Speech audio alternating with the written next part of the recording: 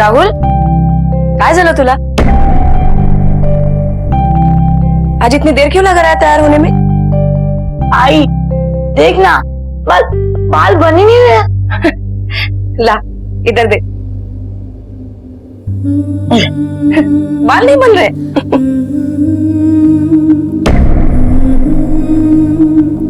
हाँ, होमवर्क सारा केला ना?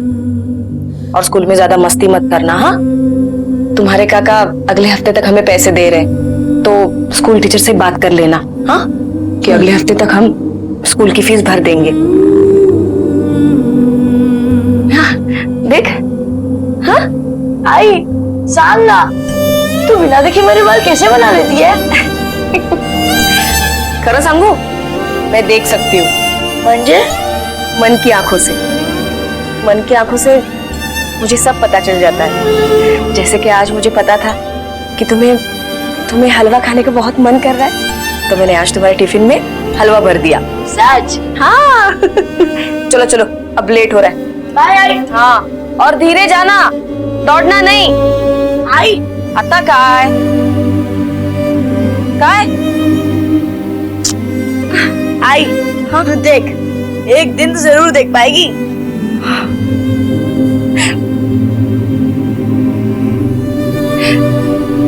मेरी आंखें तो तू है। चल चल अब निकल, लेट हो रहा है स्कूल के लिए। बाय। हाँ हाँ।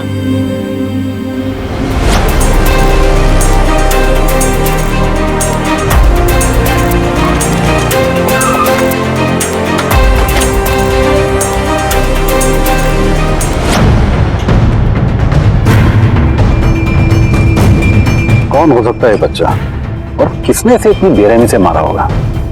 एक काम करो, आसपास का अच्छी तरह से मुआयना करो और बॉडी को पोस्टमार्टम के लिए भिजवा दो। सर, जिंदा जिस बच्चे की लाश मिली है उसकी उम्र तकरीबन 8 से 12 साल के बीच में। एक काम करो, आसपास के सभी पुलिस स्टेशन में लोगों का पता करो जिन्होंने अपने 8 से 12 साल तक के बच्चे की गुमशुदगी की रिपोर्ट लिखवाई हो, और उन्हें फौरन बॉडी की शिनाख्त करने के लिए बुलवाओ। हो सर।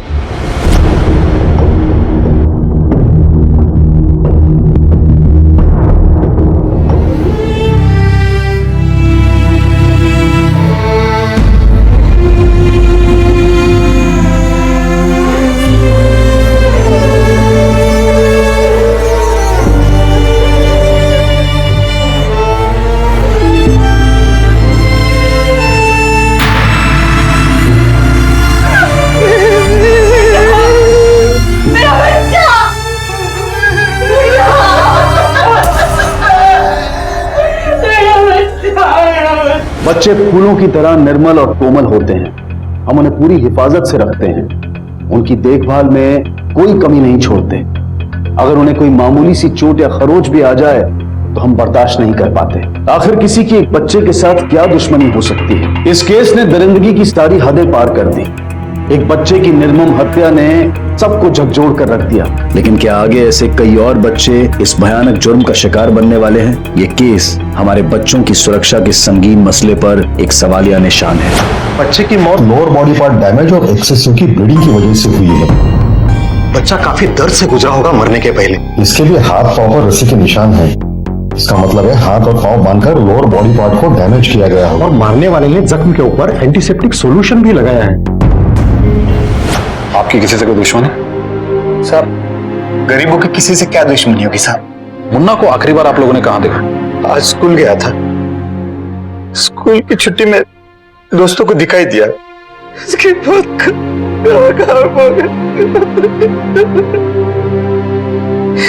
सब मुन्ना की बॉडी कब तक मिलेंगे? मुन्ना की डीएनए रिपोर्ट मैच होते ही बॉडी आप लोग को दे दी जाएगी। शिंदे सर,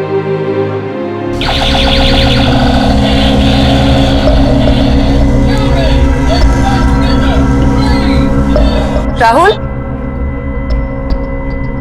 बेटा ये किस चीज की आवाज आ रही है? मेरे रोबोट की। रोबोट की? किसने दिया तुम्हें ये? मेरी नई दोस्त आंटी ने। नहीं दोस्त आंटी, बैठ यहाँ पे तू। देखा? अरे ये क्या कर रही है?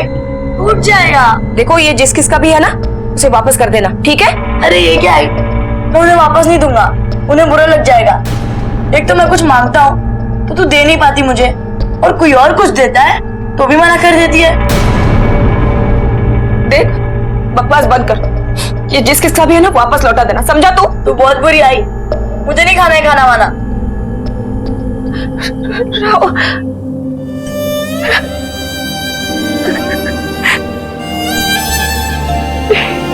ये क्या आई, तू तो रोने लगी।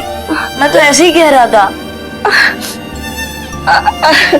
अरे नहीं, वो क्या है ना, एक डर सा लगा रहता है राहुल। तू ही तो मेरा सहारा है। ये दुनिया ना बहुत बुरी है, बहुत मतलबी, बिना किसी मतलब के कोई किसी को कुछ नहीं देता। देख, तू ये जिस किसका भी है ना उसे वापस लौटा देना, और तुम्हारी ये जो नई दोस्त है उनको कभी घर पे लेके आना, मैं मिल लूंगी तो मुझे भी तसल्ली हो जाएगी। ठीक है आई। चल खाना खा। आई, अरे तू खा।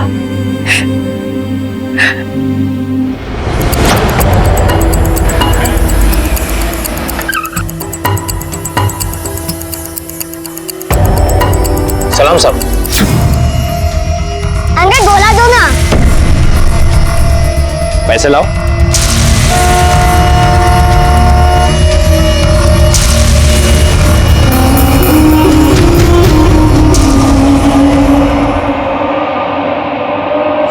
सर मैं उसे देख नहीं पाया क्योंकि वो बहुत दूर खड़ा था। ठीक है, शिंदे ये आदमी अमीर है जो मुन्ना का इतना अच्छा दोस्त बन गया और उसे पैसे भी देता था। अब इसका जवाब तो मुन्ना के घर वालों के पास ही होगा। तो ये भी पता चला है कि बनवारी पिछले 2 साल से काफी कर्जे में था। एक बार तो उसने खुद को और अपने पूरे परिवार को खाने में जहर डाल के मारने की कोशिश की। बहुत बड़ा बवाल हुआ था इस मैटर पे, पूरा मोहल्ला इसके बारे में जानता है। चलो बनवारी के घर चलते हैं। सर, एक बार मारने की कोशिश की थी मैंने। मेरे घर के हालात बहुत खराब थे, पैसा नहीं था, काम नहीं था, ऊपर से कर्जा भी बहुत बढ़ गया था मेरा। लेकिन सब जैसा जिस मेरे पास पैसा आया ना, मैंने कर्जा भी फेड़ा और मुन्ना मुन्नी को दोनों को भी स्कूल में भेजा। कुछ नहीं किया सर। वो आदमी कौन था जो मुन्ना को पैसे और खाने की चीजें दिया करता था? सास, हमें लगा कोई भला इंसान है जो इतनी महंगी चॉकलेट और टॉफियां लाता है। हम तो मुन्ना से अपने बहनों के लिए भी लाने के लिए कहते थे साहब। वो हमारे लिए खाने का पार्सल भी लाता था। अच्छा, किसी गाड़ी वाले या किसी ड्राइवर से आप लोगों की कोई दुश्मनी? हम किसी गाड़ी वाले को नहीं जानते साहब। कहीं ऐसा तो नहीं कि उस सफेद गाड़ी वाले ने मुन्ना को किडनैप किया तो फिर उसकी जान ले लिया? आखिर उसकी इन लोगों से क्या दुश्मनी हो सकती है? क्या वाकई मुन्ना के लिए वो एक अजनबी था या मुन्ना उसे पहले से ही जानता था? पता करो। सर, मेरा 11 साल का बेटा बंटी स्कूल से वापस नहीं आया। आपने स्कूल में पता किया? सर, सब जगह पता करवाया, स्कूल, उसके दोस्त से, रिश्तेदारों से, लेकिन किसी को कुछ नहीं मालूम। किसी पे कोई शक? किसी से कोई दुश्मनी वगैरह? हाँ, हो सकती है। बंटी के पापा बिल्डर है। सही, मेरा बेटा बंटी। बच्चा अमीर घर का होने की वजह से ये केस किडनैपिंग का हो सकता है। इस केस की सारी डिटेल निकालो, घर के सारे फोन टैप करवाओ। हो सकता है किडनैपर रैंसम के लिए फोन करे। हो सर। आपके हस्बैंड कहाँ हैं? सब वो दुबई में है। बता दिया उन्हें, बहुत बिजी रहते हैं, शायद आज है। हम आपके बेटे को ढूंढने की हर मुमकिन कोशिश करेंगे, आप जाइए।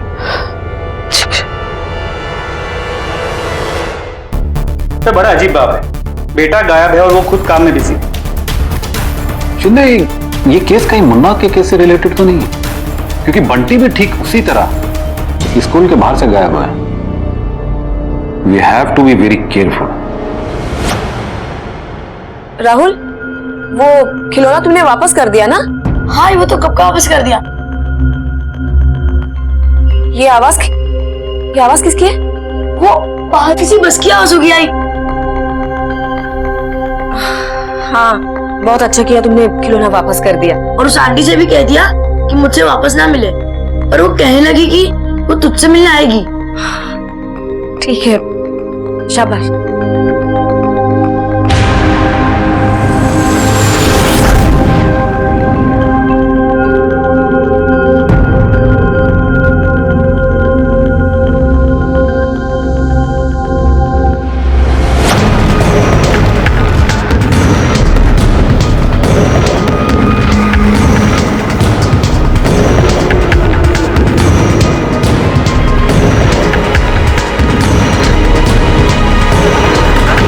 के अंदर पूछा से कुछ हाथ नहीं लगा।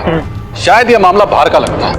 सर ये बंटी के स्कूल का ड्राइवर है। बंटी को स्कूल तुम ही लाते ले जाते थे ना? हाँ सर। कहाँ गायब है वो? कहीं ऐसा तो नहीं कि तुम नहीं? नहीं साहब, बंटी तो छुट्टी होने पर अक्सर देरी से स्कूल बस में आता था और वो एक आंटी से मिला करता था। वो आंटी उसको रोजाना गिफ्ट दिया करती थी। अच्छा, जिस दिन बंटी गायब हुआ उस दिन तुमने आखिरी बार उसे कहाँ ड्रॉप किया था? सर सुबह में तो वो स्कूल में आया था और शाम में जाते वक्त तो बस में नहीं था।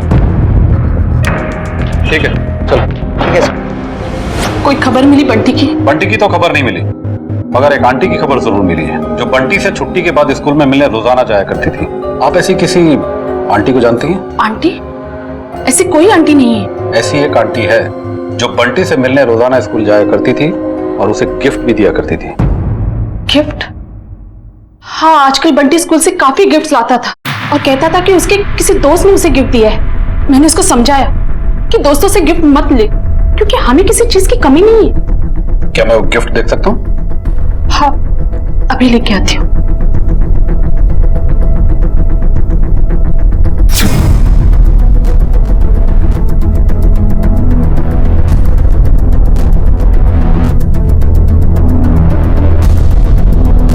सर, ये है वो खिलौना। सब बंटी ने मुझे कभी किसी आंटी के बारे में कुछ नहीं बताया। आपके पति नहीं अभी तक? जी नहीं।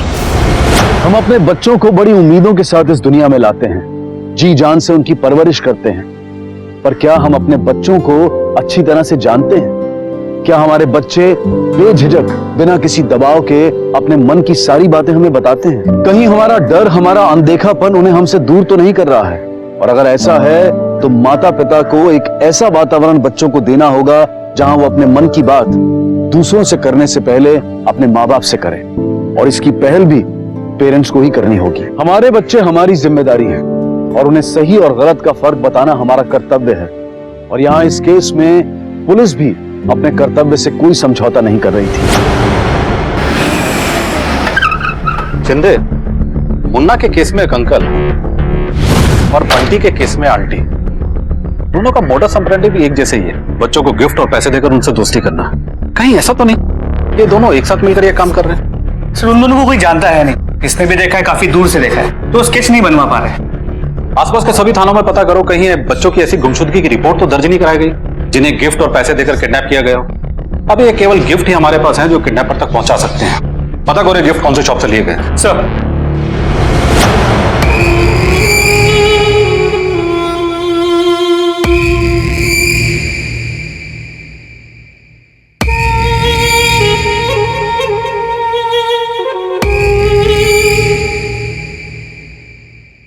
आंटी, गाड़ी बहुत अच्छी है। सर, मुन्ना और बंटी के केसेस की इन्वेस्टिगेशन रिपोर्ट। मुन्ना की लाश मिले 1 हफ्ता गुजर चुका है और लाश मिलने के तकरीबन 8 दिन पहले ही वो किडनैप भी हुआ था। सर, बंटी को गायब हुए भी 1 हफ्ता हो गया। अगर ये वही गैंग है, बंटी की जान भी खतरे में है। हमें अलर्ट रहना होगा। काम करो, तुम आसपास के सभी स्कूलों में अलर्ट इशू करवा दो कि वहां के बच्चे और लोग इस तरह के किसी भी अंकल और आंटी से सतर्क रहे। कोई भी संदिग्ध व्यक्ति दिखे तो तुरंत पुलिस को इन्फॉर्म करें और सभी पुलिस स्टेशन में इस केस की इंफॉर्मेशन दो। सब इलाकों में गश्त बढ़ा दो। ये अंकल और आंटी किसी भी हालत में गिरफ्तार होने चाहिए। हो सर। शिंदे साहब, अब ये कॉन्ट्रैक्ट तो किसी भी तरीके से हमें मिलना ही चाहिए। क्या कहते हैं आप? भाई, इसमें आपका भी फायदा है और हमारा भी फायदा है। सुनिए मैं क्या बोल रही हूँ। कब से देखे आप फोन पे लगे पड़े।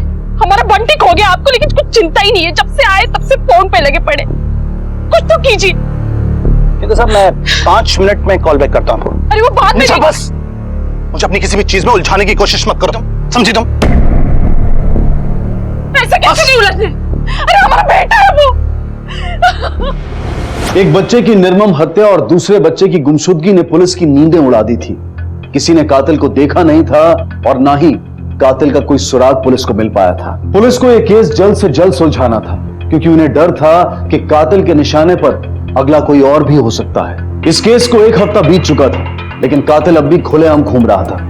किसी को नहीं पता था कि बंटी कहां है। साहब, मेरा बेटा राहुल कल्याण अदालत पार्क से गायब हुआ है। अभी तक घर वापस नहीं लौटा। आपके पास आपके बेटे राहुल की फोटोग्राफ है? हाँ।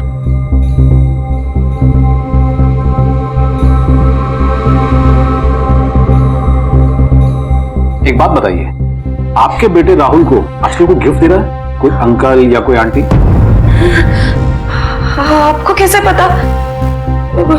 राहुल कह रहा था कि कोई आंटी उसकी नई नई दोस्त बनी है और उसे गिफ्ट्स देती है, लेकिन मैंने डांटा राहुल को और वो सारे गिफ्ट्स वापस भिजवा दिए। हेलो, क्या? ठीक है, आप रिपोर्ट लिखवा दीजिए, हम जल्द से जल्द आपके बच्चे को ढूंढने की कोशिश करेंगे। शिंदे, चलो, नाले के पास एक और बच्चे की लाश मिली है।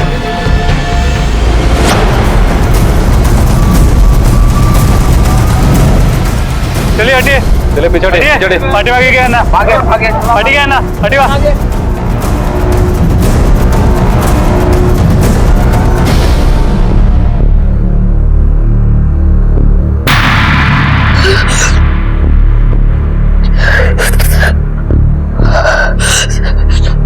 नहीं सर, ये मेरा बच्चा नहीं है।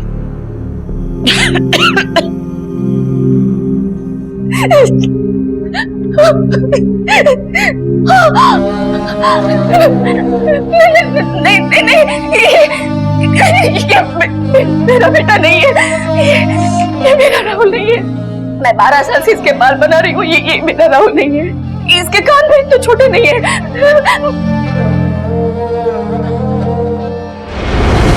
ये केस दिन ब दिन उलझनों से घिरने लगा था। मुन्ना का अपहरण और हत्या और एक और बच्चे की उसी तरह से की गई हत्या, इन दोनों की लाशों ने यह जाहिर कर दिया था कि उन्हें मारने से पहले कठोर दर्द और यातनाएं दी गई थी। कौन था ये दूसरा बच्चा? ऊपर से राहुल और बंटी के अपहरण की गुत्थी। आखिर कातिल का मकसद क्या था बच्चों का अपहरण करके ऐसी मौत देने के पीछे? क्या बंटी और राहुल जिंदा हैं, या वो भी इसी अंजाम तक पहुंचने वाले हैं, या फिर पहुंचा दिए गए हैं?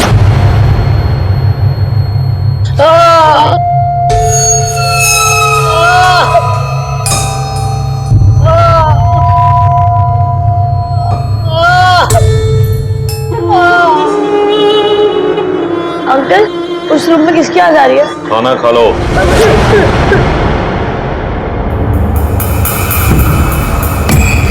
आंटी, आंटी मुझे यहाँ से जाना है। आंटी मुझे घर जाना है। आंटी, इंस्पेक्टर, बच्चे की मौत इन्फेक्शन की वजह से ही हुई है। जख्म के अंदर एंटीसेप्टिक सॉल्यूशन की पट्टियां भिगो कर डाली गई थी, जिससे जख्म सड़ने लगा और कुछ ही दिनों में बच्चे की मौत हो गई, शायद 4 या 5 दिन। मतलब ये बच्चा पूरे 4-5 दिन दर्द से तड़प रहा होगा। कोई भला इस तरीके से इन बच्चों को क्यों मार रहा है? अगर ये प्रोस्टिट्यूशन या सेक्स रैकेट भी होता तो लोअर बॉडी पार्ट को क्यों डैमेज करते? सेक्सुअल वायलेंस भी क्या नजर नहीं आया? बड़ा ही अमेचुरिस काम है।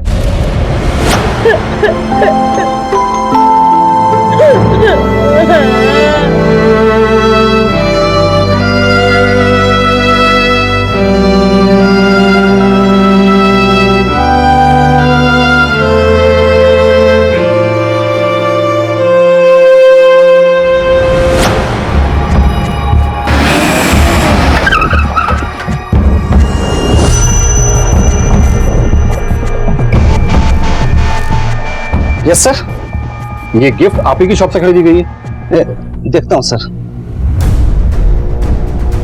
सर, पिछले हफ्ते हमारी दुकान से खरीदा गया है गिफ्ट। उस दिन की सीसीटीवी फुटेज होगी आपके पास? जी सर।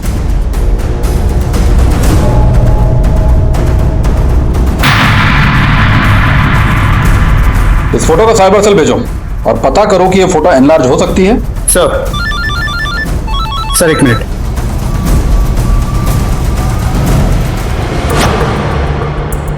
बंटी का पिता रोहित घर वापस आ गया। उसके बाद भी वैसे ही व्हाइट सिडान है जैसे हम ढूंढ रहे हैं। सर, मारने का तरीका बिल्कुल नागौरी गैंग की तरह है। हो सकता है उसने वो तरीका अपनाया हो ताकि शक उस पे ना आके नागौरी गैंग पे जाए। बुलाए रोहित त्रिपाठी को। सर।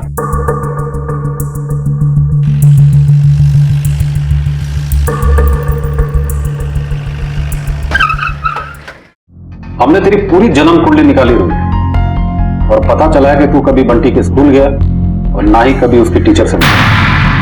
तेरी बिल्डिंग वालों ने बताया कि तू उसे अक्सर मारा पीटा करता था। बंटी के फ्रेंड ने बताया कि तूने कभी उसका बर्थडे नहीं मनाया। अपनी गाड़ी होने के बावजूद भी तू कभी उसे घुमाने नहीं गया, स्कूल छोड़ने नहीं गया, और उसके गुमशुदा होने पर अब तेरे चेहरे पर जरा भी परेशानी नजर नहीं आ रही। अब बता। देखिए इंस्पेक्टर साहब, ऐसा कुछ भी नहीं। इनफैक्ट आप कुछ ज्यादा ही सोच रहे हैं। चल अपनी सोच बता। इंस्पेक्टर साहब, मैं एक बिल्डर हूँ और मेरी कई साइट्स हैं। इनफैक्ट कुछ साइट तो उस स्कूल के पास है जहाँ बंटी पढ़ता है, लेकिन मैं कभी उससे मिलने नहीं गया क्योंकि मुझे लगता है कि बंटी मेरी औलाद ही नहीं है। देखिए, मुझे ऐसा लगता है कि हमारे ऊपर वाले फ्लोर पे जो अखिलेश जोशी रहता है, बंटी उसका बेटा है। अब आप ही बताइए, मेरी बीवी निशा, वो हमेशा उस अखिलेश जोशी के यहाँ ही मिलती है। अखिलेश जोशी भी बंटी को बहुत प्यार करता है। इनफैक्ट अब तो बंटी की शक्ल भी मुझे उस अखिलेश जोशी से मिलती हुई नजर आने लगी है। तो तुमने कभी बंटी का डीएनए टेस्ट नहीं करवाया? जी नहीं। देखिए इंस्पेक्टर साहब, बात सिर्फ इतनी सी है कि मैं बंटी को पसंद नहीं करता, बाकी मैंने कुछ नहीं किया है। कोई है? कोई है वहाँ? मुझे यहाँ से बाहर निकालो। मुझे माँ के पास जाना, अपनी माँ के पास। मुझे यहाँ से बाहर निकालो। माँ के पास जाना है मुझे अपनी।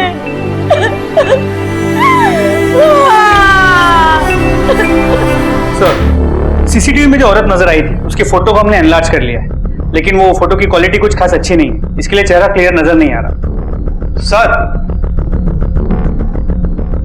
सर ये बंसी है, इसने बच्चे की बॉडी को शनाख्त कर लिया है और ये उसे अच्छी तरह से जानता था। सलाम साहब। बोलो। सचिन अनाथ था साहब। क्या कर दिया? नुकसान का तेरा बाप भरेगा बे।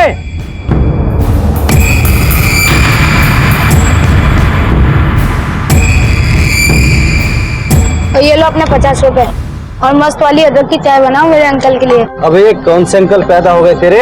अरे अपने वही टॉप वाले कस्टमर हैं। 5 रुपए की चाय ना 50 रुपए में देते हैं। हाँ देख क्या, सचिन दिन भर उसी अंकल की राह देखता रहता था साहब, और एक दिन कहीं चला गया। हम समझे कोई दूसरा काम पकड़ लिया होगा और अंकल के साथ चला गया होगा। उस अंकल की शक्ल याद है? हाँ साहब। शिंदे, इसका चार्ट इसको बुलवा। हो सर।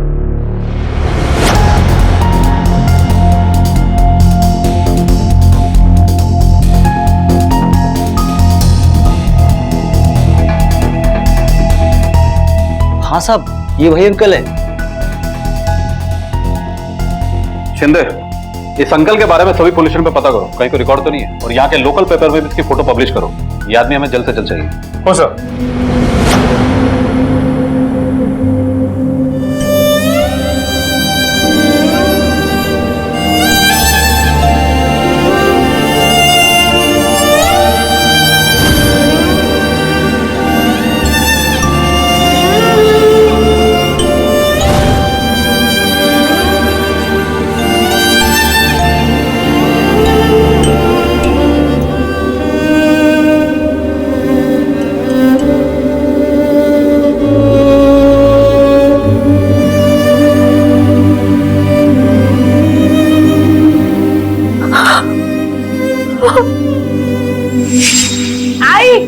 आई आ गया तू?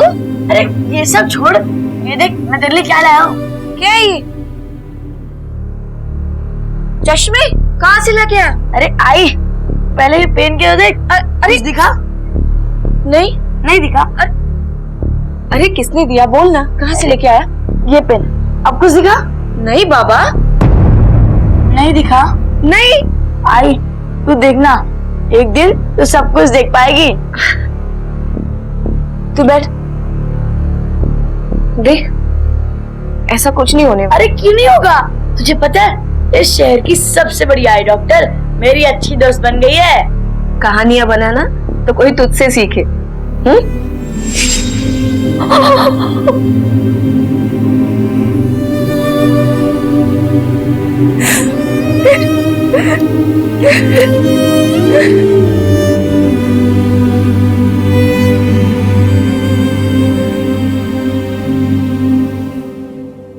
ये चश्मे उस आंटी ने दिए मेरे राहुल को, मेरी आंखों के लिए। राहुल कह रहा था कि वो आंटी आंखों की बहुत बड़ी डॉक्टर है। फिर उस आंटी ने राहुल को खिलौनों के साथ साथ इनकी आंखें ठीक करने की भी आस दे रखी है। बहुत चालाक है आंटी।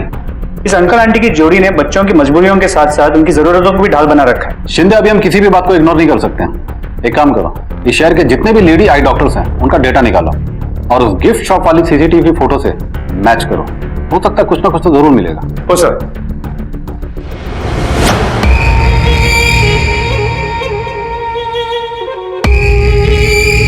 अंकल मुझे और इंजेक्शन मत मारो प्लीज अंकल, मुझे बहुत दर्द होता है, प्लीज मुझे मेरी माँ के पास जाना है। नहीं नहीं नहीं नहीं नहीं।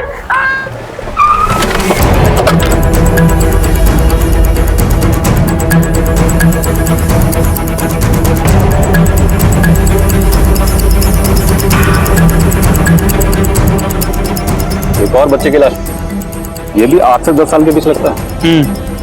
सर लगता है इसे मार के बोरे में डाला है। पर सर ये टायर मार्क्स, लगता है किसी ने गाड़ी में ला के बोरा यहाँ फेंक दिया।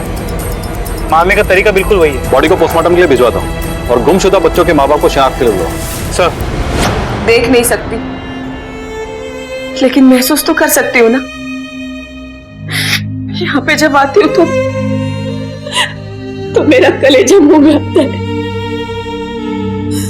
हाँ, किसी भी माँ के लिए इससे कठिन पल और क्या हो सकता है।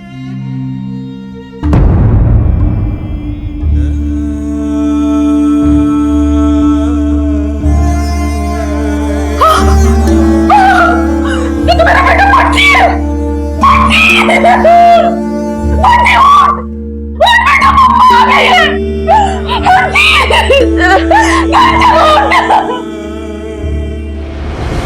बच्चे की मौत लिंक काटने से हुई है। इसके भी हाथ पांव पर रस्सी के निशान है, जैसे मुन्ना के केस में थी। इसका मतलब है हाथ और पांव बांधकर उसका लिंक काटा गया होगा और मारने वाले ने जख्म के ऊपर एंटीसेप्टिक सॉल्यूशन भी लगाया है। कातिल पहले बेरहमी से बच्चे का लिंक काटता है, फिर उस जगह पर एंटीसेप्टिक सॉल्यूशन लगाता है, बाद में मरने के लिए छोड़ देता है, चेहरा बिगाड़ देता है।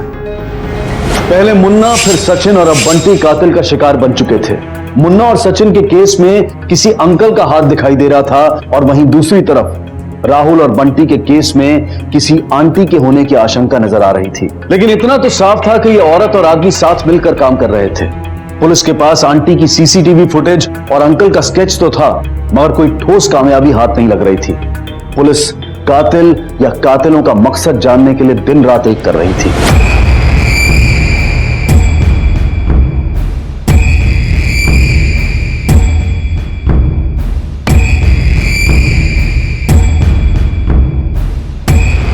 हेवी डोज में एनेस्थीसिया के इंजेक्शन दिए गए थे और उसे काफी मात्रा में फीमेल हार्मोन के इंजेक्शन भी दिए गए थे।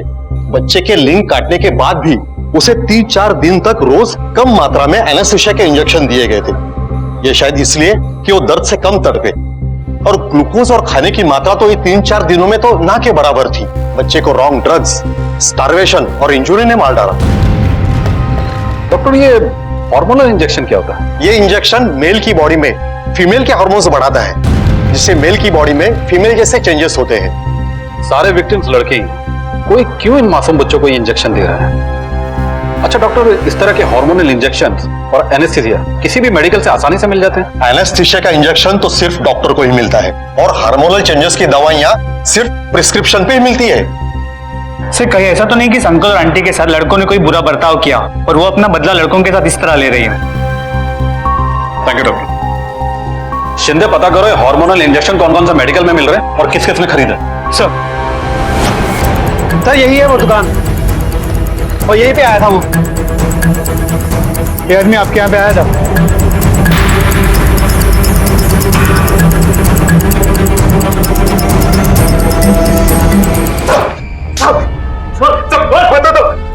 शिंदे, सब बता दो सब। वो अंकल एनेस्थीसिया की दवाई लेने आए थे, वो खुद को डॉक्टर बता रहे थे साहब। उनको कोई अर्जेंट ऑपरेशन करना था ये बोल रहे थे। जब मेरे सेठ जी खाना खाने के लिए बाहर गए, वो फिर से आ गए और दवाई के बदले 10,000 रुपया देने का बोले। मैं लालच में आ गया साहब। वो 15 मिनट के बाद आया और मैंने पैसे लेकर दवाई दे दिया साहब। शिंदे, उस दिन उस टाइमिंग पे ये प्रमोद जिस मेडिकल में काम करता है उसके आसपास जितने भी एटीएम में ट्रांजैक्शन हुए उन सबकी डिटेल निकालो और सीसीटीवी फुटेज भी चेक करो। हो सर।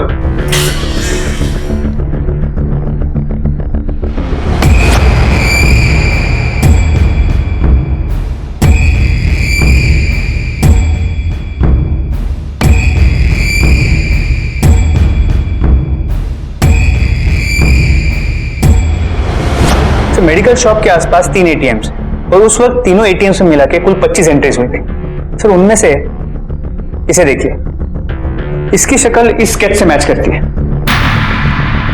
सर। इसका नाम अमन माथुर है, पीएनसी बैंक का एम्प्लॉय, आजाद नगर में रहता है। इसके पास भी वैसी ही सफेद सीडान है जैसे आई विटनेसेस ने कहा था। अमन माथुर, चलो इस अमन माथुर को उठाते हैं।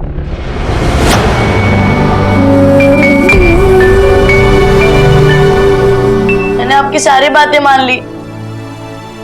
अब तो मम्मी को वो चश्मा दे दीजिए जिससे उन्हें सब कुछ दिखने लगे।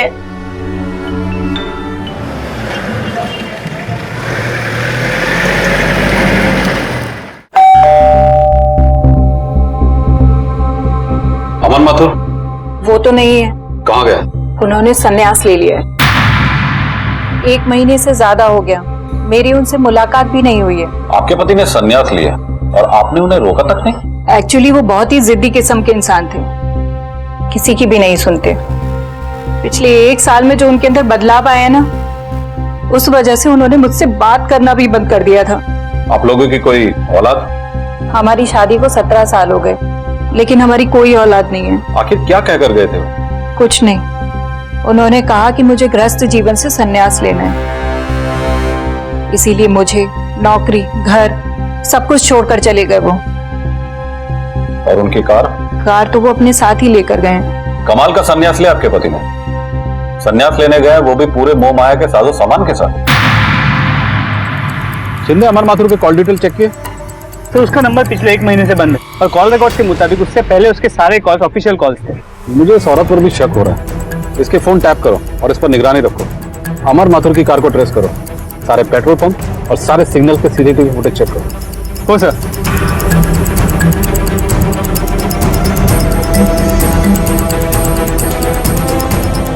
जी, मैं अमन माथुर की जगह पर ही पोस्ट हुआ।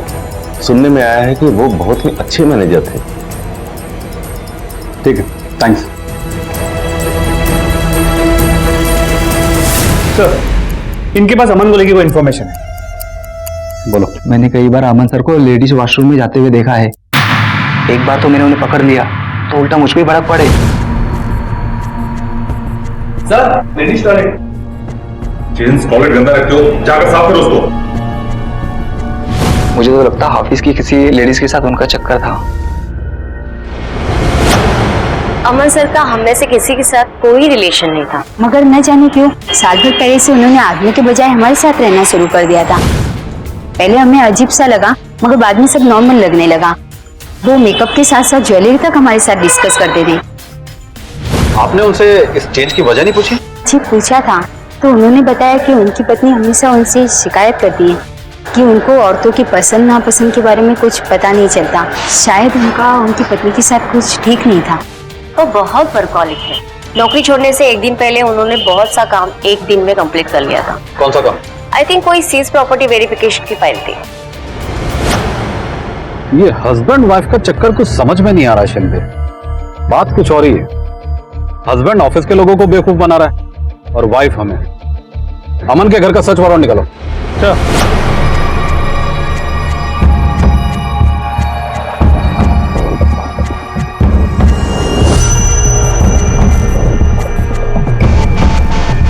Thank you uncle. कैसा लग रहा है बेटा? चल लगा।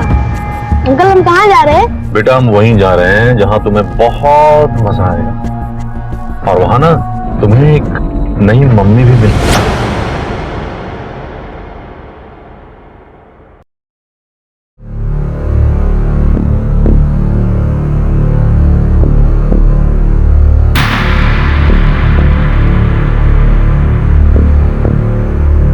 राहुल, वो खिलौना तुमने वापस कर दिया ना?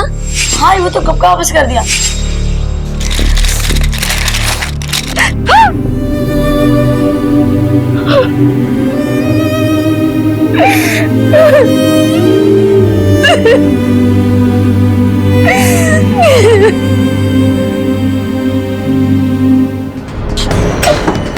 मिसेस माथुर, हमें आपके घर की तलाशी लेनी है। ये रहा सर्च वारंट। चलो पूरे घर को अच्छी तरह से छान मारो। अमन का कमरा कौन सा है? शिंदे। सर रुकिए, आप ऐसा कैसे कर सकते हैं सर? चाबी दीजिए। सर इसकी चाबी मेरे पास नहीं है, इसकी चाबी उन्हीं के पास रहती है। वो इसे हमेशा लॉक रखते हैं सर। तोड़ो।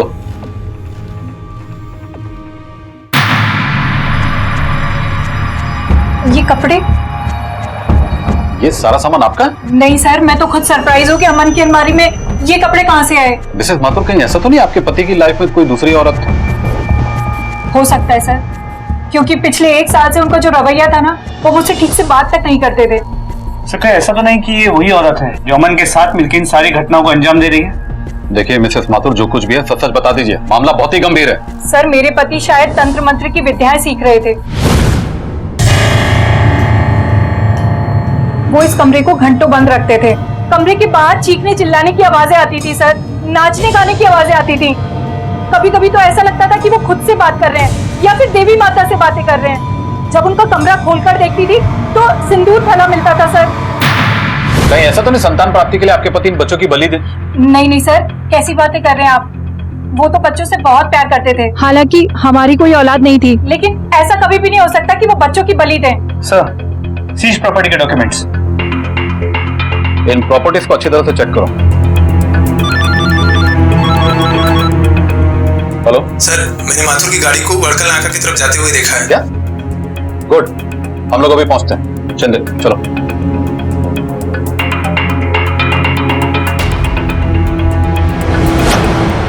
और कोई नहीं रहता क्या? बताता हूँ बेटा, अभी बताता हूँ। यहाँ ना बहुत लोग रहते हैं। मैं हूँ, तुम हो और तुम्हारे बहुत सारे दोस्त। मेरी मम्मी के पास जाना। नहीं बेटा, तुम अपनी मम्मी के पास नहीं जा सकते।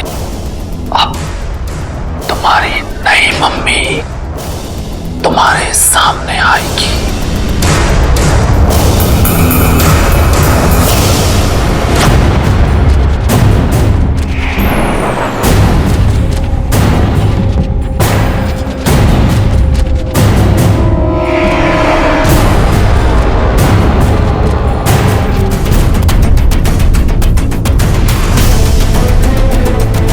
ये तो वही कार है सर। बैंक ने जो प्रॉपर्टी सीज की थी और जिसके पेपर्स हमें अमन के घर से मिले थे, वो यहीं करीब है। कहाँ पर? सर यहीं सीधे। चलो।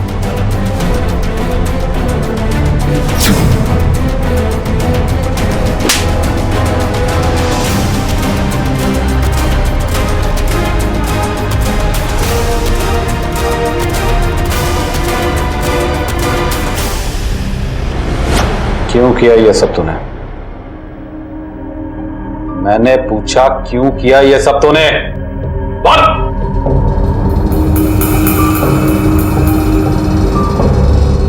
पता नहीं क्यों, मुझे भी नहीं पता। मेरे अंदर अचानक ही परिवर्तन होना शुरू हो गया। लड़कियों की हर चीज मुझे अच्छी लगने लगी। मैं किन्नर बनना चाहता था। फिर मैं किन्नरों की टोली में भर्ती होने भी गया था, पर उन्होंने हमें बहुत मारा। उन्होंने कहा किन्नर खुदा बनाते हैं, हम खुद नहीं बन सकते।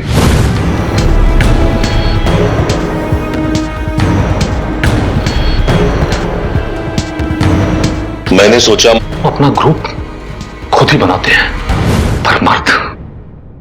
पर मर्द मेरे झांसे में नहीं आए। फिर मैंने बच्चों को, लड़कों को अपना शिकार बनाया। उन्हें अच्छा खाना, अच्छे खिलौने और पैसों का लालच देता तो बहुत ही आसानी से मेरे साथ आने को तैयार हो जाते हैं। फिर मैंने सोचा उन लड़कों का लिंग काटकर उन्हें किन्नर बना दो, लेकिन मैं कामयाब नहीं हुआ। फिर उन्हें लड़की जैसा बनाने के लिए इंजेक्शंस भी दिए।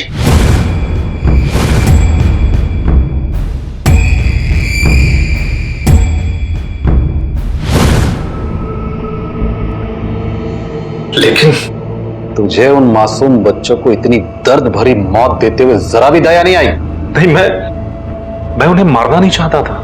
मैं उन्हें सखी बनाना चाहता था, ताकि मैं उन्हें नई जिंदगी दे सकूं और मैं उनके साथ नई जिंदगी बिता सकूं। तेरे इस बेतुके जुनून ने कई मासूमों की जान ली है।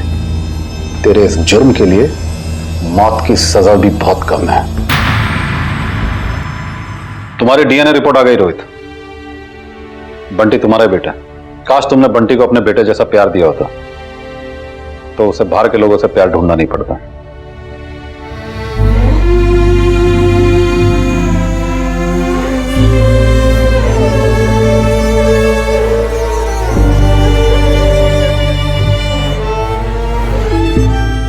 मेरी आंखें तो तू है बेटा।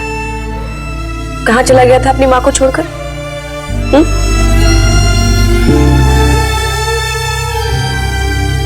इंसान का चेहरा नहीं बल्कि उसकी मानसिकता उसे अच्छा या बुरा बनाती है, उससे अच्छे या बुरे काम करवाती है। अमन के अंदर भी विकृत मानसिकता जन्म ले चुकी थी जिसने उसे बदल दिया और ऐसा जघन्य अपराध करने पर मजबूर कर दिया। अक्सर समाज के दबाव में आकर हम कुछ बातें छुपाने लगते हैं। अगर अमन ने भी अपनी सोच में आए इस बदलाव के बारे में अपनी पत्नी या किसी साइकियाट्रिस्ट से शेयर किया होता तो उसे एक सीधी राह मिलती और वो इतना घिनौना अपराध करने से बच जाता। दूसरी तरफ ये केस सभी माता पिताओं के लिए भी एक सीख है कि हम अपने बच्चों को अच्छी तरह से समझें, उनकी बातें सुनें, उन्हें वक्त दें, उन्हें बाहर की दुनिया से अवगत कराएं और उन्हें हर पल सतर्क रहने की सीख दें। इसी विचार के साथ अब मैं अनूप सोनी आपसे विदा लेता हूं। फिर मुलाकात होगी अगले एपिसोड में एक और चौंका देने वाले केस के साथ। तब तक अपना और अपने परिवार का ख्याल रखें और देखते रहें क्राइम पेट्रोल डायल 100। सबक एक को सीख हम सबको। जय हिंद। नमस्कार, आदाब। क्राइम पेट्रोल डायल 100 के आज के एपिसोड में आप सबका स्वागत है। खूबसूरती देखने वाले की नजर में होती है, ऐसा हम कहते जरूर हैं, लेकिन अगर हम आज के विज्ञापनों को देखें तो ऐसा लगता है कि जैसे खूबसूरत ना होना कोई अपराध है। और सदियों से हमारी यही सोच रही है। शादी के बाजार में तो सिर्फ गोरे रंग की ही डिमांड है, तभी तो बिकते हैं ब्यूटी प्रोडक्ट्स और उन्हें बेचते हैं सुंदर हसीन चेहरे। लेकिन हम ये भूल जाते हैं कि इन सपनों को बेचते बेचते कई बार हम जुर्म के दरवाजे भी खोल देते हैं।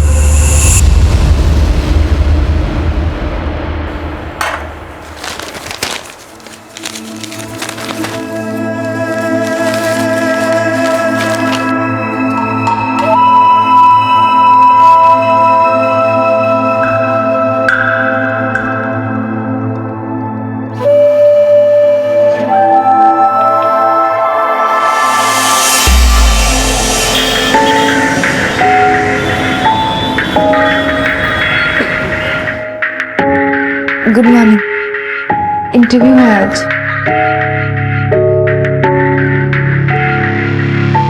ये फाइल क्या दिख रही है, उसको देखना। देख, कॉन्फिडेंस तो देख उसका। शक्ल देखी नहीं और इंटरव्यू के लिए आई है। सेल्स के इंटरव्यू के लिए आई है क्या? अरे बैकएंड के लिए आए होंगे, पूछ ले। एक्सक्यूज मी, सेल्स का या बैकएंड? सेल्स।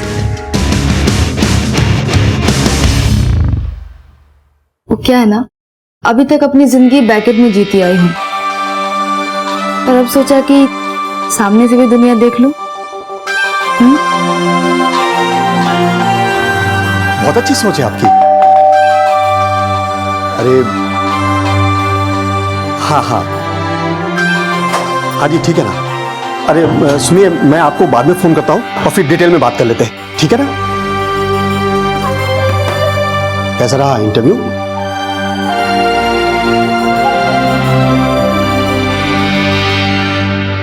तो मेरी बात मान ले, अभी नौकरी वोकरी का चक्कर छोड़, सीधा शादी कर ले।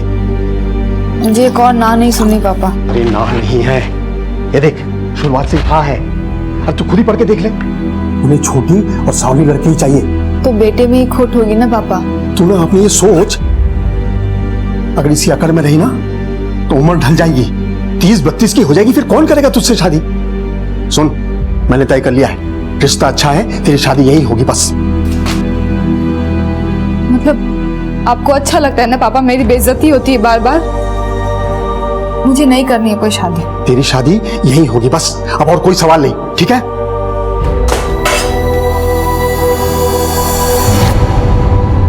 बुलबुल के लिए एक रिश्ता आया था जहां उसकी हर कमी को स्वीकारा गया था। क्या वो लोग वाकई दिल के बड़े थे या फिर इसके पीछे कोई ऐसी वजह थी जिसका किसी को कोई अंदाजा नहीं था।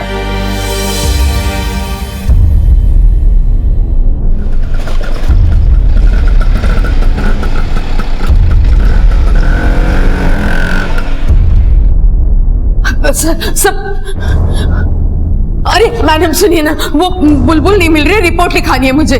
2 मिनट रुकिए। नहीं मैं रुक नहीं सकती हूँ, कुछ भी क्यों मैडम। अरे सर वो बुलबुल नहीं मिल रही है। कौन बुलबुल? क्या हुआ क्या? मेरी बहू, ये फोटो उसकी। अच्छा आप 1 मिनट बैठिए, शांति से बात। शांति से बैठूंगी तो बेटा कुछ कर लेगा। बहू के चले जाने के बाद वो पागल हो गया है सर। चलिए जल्दी। बुलबुल को आखिरी बार कब देखा था आपने? कल रात को 10:30 बजे। वो बाहर जा रही थी घर से। बहू कहाँ जा रही है तू अभी? माँ जी सर थोड़ा भारी भारी लग रहा है, टहल कर आती हूँ। तबीयत ठीक है ना तेरी? हाँ माँ जी। ठीक है जा। और सुन, ज्यादा दूर मत जाना और जल्दी वापस आ जा। हाँ? जी माँ जी। उसके बाद में जाके सो गई थी। कब आग लगी पता नहीं चला। सुबह उठ के देखा तो बुलबुल बुलबुल उठ गई बेटा। चल जरा चाय रख दे मेरे लिए। बुलबुल बुलबुल उठ ही नहीं लगता है अभी तक। बुलबुल। शरद उठ। हाँ हुआ वहां सोने दो हमेशा। अरे उठ ना जल्दी, उठ ना। बुलबुल कहाँ है? यहाँ तो नहीं आई रात में। आपकी बहू रात भर घर नहीं आई और आपका बेटा आराम से सोता रहा। वो बुलबुल कई बार देर रात तक मेरे कमरे में रुकती थी, पैर दबाती थी मेरे। कभी कभी तो मेरे कमरे में ही सो जाती थी। शरद को लगा होगा कि शायद वो मेरे कमरे में सोई। साली जी प्लीज पानी पीजिए, प्लीज पानी पीजिए। जाइए, आप मुझे मर जाने देते ना। क्यों बचाया आपने? मैं नहीं रह सकता। मत सोचिए, मैं जी नहीं सकता उसकी। बुलबुल जी आ जाएंगे। स्वीटी जी प्लीज समझाइए ना। देखिए आप इतने बड़े होकर बच्चों जैसी हरकत कर रहे हैं। कुछ नहीं हुआ है, बुलबुल जी कहीं गई होंगी, आ जाएंगी। प्लीज पानी पीजिए प्लीज। हाँ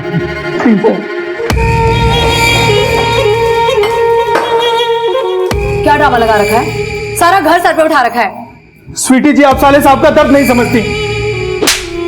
दर्द हुआ जब भाई बहन आपस में बात कर रहे हैं तो तुम बीच में अपना भोंपू क्यों बजा रहे हो? उठ गया, जाओ जाके संभालो अपना डिपार्टमेंट।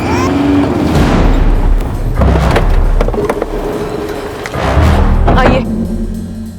तो पागल है क्या? ये सब हरकतें करने की क्या जरूरत है? ये है मेरा बेटा बुलबुल, इसी की पत्नी से। सर मैं आपसे हाथ जोड़कर रिक्वेस्ट करता हूँ, आप प्लीज जल्दी से जल्दी मेरी बीवी को ढूंढ दीजिए। मैं उसकी तरह नहीं रह सकता हूँ सर। तुम दोनों में कोई लड़ाई हुई थी? लड़ाई नहीं सर, कभी लड़ाई नहीं हुई। वो बहुत अच्छी है। बुलबुल का कमरा दिखाइए। जी आइए। मैंने कभी इस तरह से गई हूँ? कभी नहीं गई सर मैं उसको मायके नहीं जाने देता हूँ, वापस बुला लेता हूँ। पुलिस अंकल, मामा जी को पकड़ने आए हो?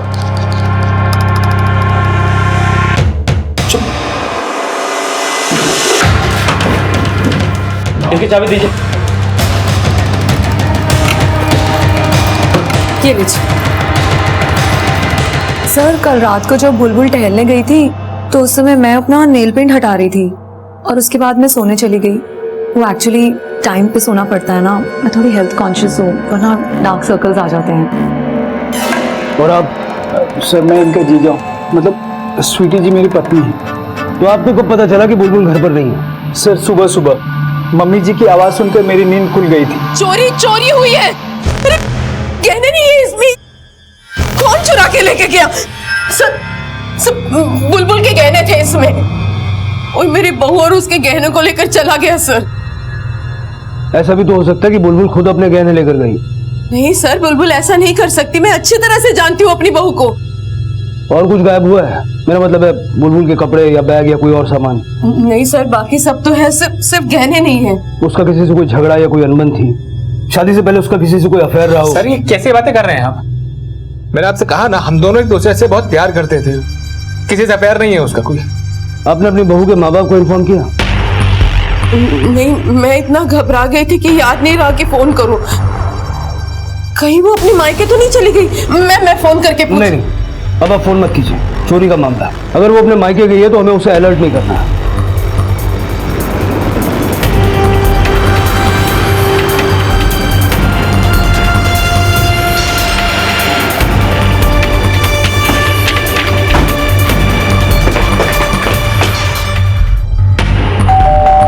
कैसी बकवास कर रहे हैं आप? हमारी बेटी गहने लेकर भाग गई है और यहाँ आई है। बुलबुल कल रात से घर नहीं लौटी है, यहाँ आई भी हो सकती है। हमें आपके घर की तलाशी लेनी है। हाँ हाँ ठीक है, बक्से सिंदूक सब छान लीजिए, चाहे तो मेरे पैंट शर्ट का पॉकेट भी। विजय सर। इंस्पेक्टर साहब, हमारी बेटी बुलबुल कल रात से घर नहीं लौटी, इस बारे में तो हमें कुछ नहीं पता। आपकी बेटी अपने ससुराल में खुश थी? बिल्कुल खुश थी सर। अरे उसके ससुराल वाले उसे बहुत प्यार से रखते थे। अरे ये क्या कर रही है तू? अरे माँ करने दीजिए ना। छोड़िए सर, मायके आई है ना, आराम कर, छोड़। हाँ, ससुराल में माँ जी कोई भी काम नहीं करने देती हैं। मतलब घर का काम करने के लिए तो तरस गई हूँ मैं। अच्छा, इस सास से मेरी शिकायत करेगी कि माँ काम करवाती है। छोड़िए सब। माँ जानती है एक बात, मैं शादी नहीं करना चाहती थी, पर अब लगता है कि आप लोगों ने जो भी किया ना, मेरे अच्छे के लिए किया। ससुराल वाली तो कोई फीलिंग ही नहीं होती माँ वहाँ पे। आ गया फोन दामाद जी का, जा। दामाद जी का फोन आता था तो मेरी बेटी का चेहरा खिल उठता था, खुश हो जाती थी वो। इंस्पेक्टर साहब, हम तो बिल्कुल उम्मीद ही छोड़ चुके थे कि कभी हम अपनी बेटी के लिए कोई अच्छा रिश्ता ढूंढ पाएंगे, लेकिन किस्मत देखिए कि उसे बहुत अच्छा रिश्ता मिला, बहुत अच्छा ससुराल मिला। ऐसी क्या वजह थी कि आपकी बेटी का रिश्ता ही नहीं हो पा रहा था? मेरी बेटी कद में थोड़ी छोटी है, उसका रंग भी सांवला है, देखने में बस ठीक ठाक है। सर, बुलबुल घर पे नहीं है और गहने भी नहीं मिले। हो गई तसल्ली? जाइए उसके ससुराल वाले से फिर से पूछताछ कीजिए कि उन्होंने तो गड़बड़ नहीं की, उन्होंने इख्तियार दिया था ऐसे सावली लड़की के लिए। किसको पता था मन में ऐसी खोट होगी? किसके मन में क्या खोट है ये तो हम पता कर लेंगे। विक्की, सीरियल देख के ना तुम लोग का दिमाग खराब हो गया, चलो सो जाओ। स्वीटी जी देखी ना, बच्चे मनमानी कर रहे हैं, मेरी सुन ही नहीं रहे। लगता है बच्चे भी तुम्हारी औकात समझ गए। स्वीटी जी, आप ना हमेशा मुझे ऐसे ही जलील करती हैं। और तुम जो मुझे रोज जलील करते हो उसका क्या? कोई काम धाम तो तुम्हें है नहीं, सारा दिन मेरी माँ और भाई के पीछे भागते हो, और उनके नहीं तो मेरे पीछे भागते हो। चुप हो जाओ तुम दोनों, सो जाओ। ये सारे पेपर्स कोर्ट में सबमिट कर दो। Okay sir. सर, बुलबुल के कॉल रिकॉर्ड्स आ गए हैं। उसका फोन रात 11:30 बजे स्विच ऑफ हो गया था, गाजीपुर पार्क में। गाजीपुर? इतनी रात को इतनी सुनसान जगह क्या करने गई थी? चलो लोकेशन पे जाके देखते हैं।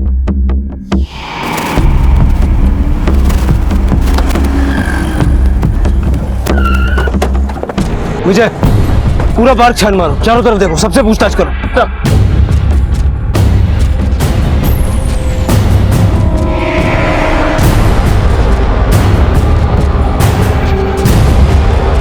सर, यहां कुछ है, यहां आइए। सर ये देखिए।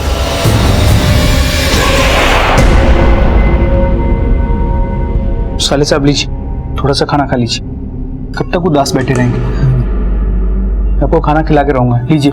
जीजा जी मत जिद कीजिए, मना किया ना मैंने नहीं खाना। लेके जाइए खाना यहाँ से। थोड़ा तो खाना खा लीजिए। मम्मी जी देखिए, खाना नहीं खा रहे हैं, समझाइए आप। दीजिए, जरा फोन देखिए किसका है। जी मम्मी जी। नहीं खाना है ना खाना, मत खा। मैं भी देखती हूँ कितने दिन भूखा रहेगा तू बहू के लिए। रहूंगा माँ, भूखा रहूंगा बुलबुल के लिए, क्योंकि सच्चा प्यार किया है मैंने उससे। मम्मी जी, पुलिस स्टेशन से कॉल आया, उनको कोई लाश मिली है, फौरन थाने बुलाया है।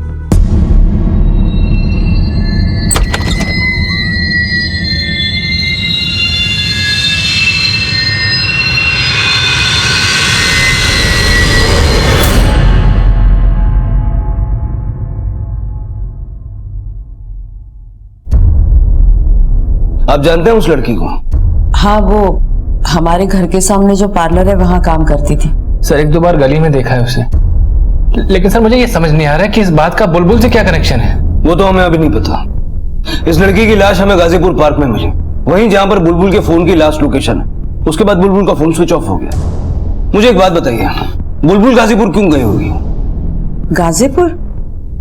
पर उस दिन जब रात को वो घर से निकली थी तो कह रही थी सर दर्द कर रहा है, टहल के आती हूँ, और कुछ नहीं बताया था उसने। बुलबुल जानती थी इस लड़की को? नहीं, वैसे पार्लर की लड़कियों से ज्यादा बोलचाल नहीं थी उसकी। क्या नाम है पार्लर का जहाँ ये लड़की काम करती थी? क्या तुम बता सकती हो कि नैन्सी गाजीपुर के पार्क में क्या करने गई थी? सर नैन्सी अक्सर वहाँ जाया करती थी। रात में वहाँ ज्यादा लोग नहीं होते थे और उसे पार्क में अकेले बैठना बहुत अच्छा लगता था। लेकिन इस एरिया में भी तो काफी सारे पार्क्स हैं, फिर वहीं क्यों? सर बस कभी पूछ लो तो बोलती थी कि बस पार्क में उसे अकेले बैठे रहना अच्छा लगता है। नैन्सी के बारे में कुछ और बता सकती हो? मेरा मतलब है उसका परिवार या रिलेटिव्स जो कोई यहाँ रहता हो।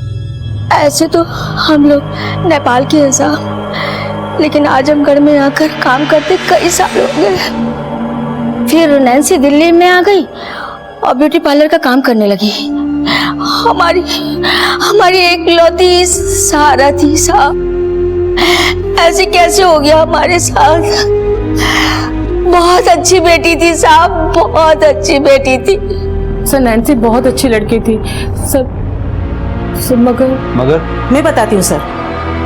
वैसे तो नैन्सी बहुत अच्छी लड़की थी, लेकिन थोड़ा चक्करों में पड़ी हुई थी। कैसे चक्कर? पता नहीं सर, हमेशा फोन पे लगी रहती थी या तो फिर शाम को कहीं घूमने चली जाती थी। सर नैन्सी ऐसी वैसी लड़की नहीं थी, वो दिल की बहुत अच्छी थी सर। वो देखने में सुंदर थी ना, तभी मोहल्ले के सारे लड़के उसके पीछे पड़े रहते थे। और नैन्सी का बुलबुल से क्या कनेक्शन था? बुलबुल? ये नाम तो हमने पहली बार सुना है। सर बुलबुल आती थी यहाँ पे पार्लर में कभी कभी। एक दिन तो अपनी ननद के साथ भी आई थी यहाँ पे, और वो नैन्सी को तो बहुत अच्छे से ट्रीट करते थे। एक दिन जब नैन्सी रो रही थी ना सर, तो बुलबुल ने इसे बहुत अच्छे से समझाया, और जब तक समझाया जब तक वो चुप नहीं हुई। पर नैन्सी भी ना पता नहीं आजकल क्यों परेशान रहती थी। वो नैन्सी के कलीग ने हमें बताया कि नैन्सी कुछ दिनों से परेशान चल रही थी। क्या परेशानी थी उसे? इसके बारे में हमें कुछ नहीं पता साहब। लेकिन कल रात में नैन्सी का फोन आया था साहब। क्या कहा उसने? कुछ बताया क्या परेशानी उसे? कह रही थी कि हमारी बहुत याद आ रही थी और उसे बड़ा शहर नहीं अच्छा लग रहा था साहब। इससे ज्यादा कुछ नहीं बोली, कुछ नहीं कहा साहब। सर बुलबुल का गाजीपुर पार्क में होना और नैन्सी की लाश का गाजीपुर पार्क से मिलना, दोनों कड़ी आपस में मिलती हैं सर। पोस्टमार्टम की रिपोर्ट के हिसाब से नैन्सी का खून 12 बजे हुआ, और उसी लोकेशन पर बुलबुल का फोन ठीक आधे घंटे पहले ऑफ हुआ। लेकिन सर दोनों के बीच में क्या कनेक्शन हो सकता है? विजय, उस पार्लर के ओनर के मुताबिक नैन्सी हमेशा फोन पे लगी रहती थी। हो सकता है किसी लड़के से प्यार हो गया हो सकता है कि वो उससे मिलने गई हो, पार्क में उसका झगड़ा हुआ हो, और उस झगड़े में उस लड़के ने नैन्सी को मार दिया। लेकिन सर बुलबुल वो वहां पर क्यों थी? बुलबुल का गहने लेकर गायब हो जाना और उसी स्पॉट पर मौजूद होना जहां पर एक मर्डर हुआ है, इससे इतना तो तय हो जाता है कि बुलबुल का गायब होना और नैन्सी का मर्डर केस, इन दोनों में आपस में कुछ ना कुछ कनेक्शन तो है। हो सकता है ये बुलबुल ने किया हो। नैन्सी के कॉल रिकॉर्ड निकालो, शायद कोई क्लू मिले। सर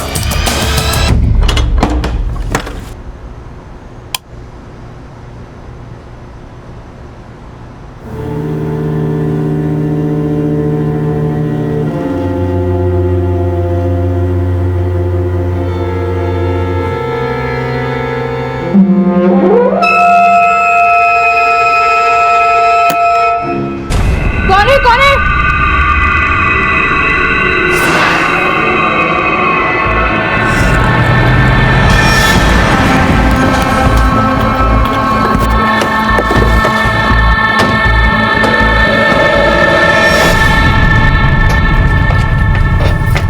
पता नहीं सर वो कौन था और अंदर रूम में कैसे आया।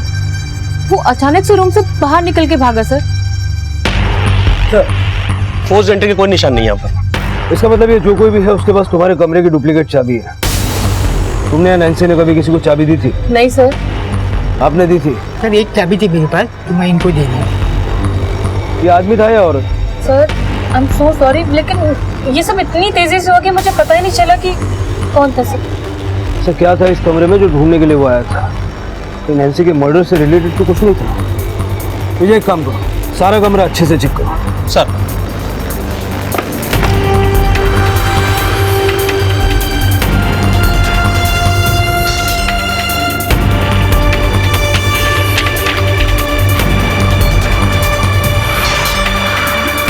सर यहाँ तो कुछ भी नहीं मिला। फिर आखिरकार वो आया था क्या करने के लिए? और ये था कौन? बुलबुल या फिर ऐसा कोई जो अब तक हमारे रडार से छूट गया?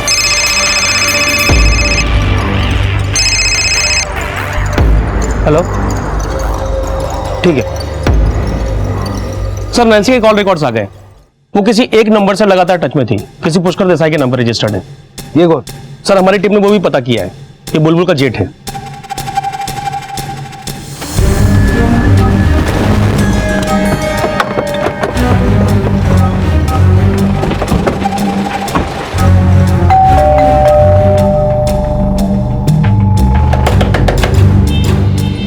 विजय पीछे देख। सर